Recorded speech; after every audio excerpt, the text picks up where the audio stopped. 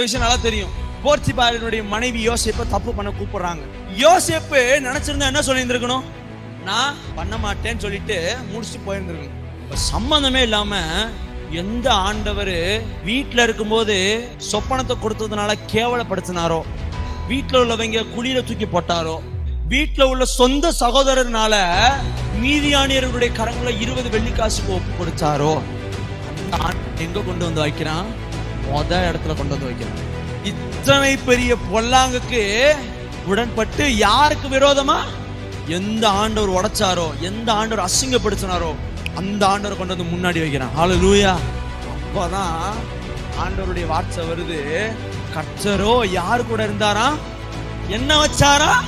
நீங்க எப்ப எல்லா சூழ்நிலை மத்தியிலையும் ஆண்டவரை கொண்டு வந்து முன்னாடி வைக்கிறீங்களோ, ஆண்டவர் உங்க கூட இருக்கும். ஹல்லேலூயா.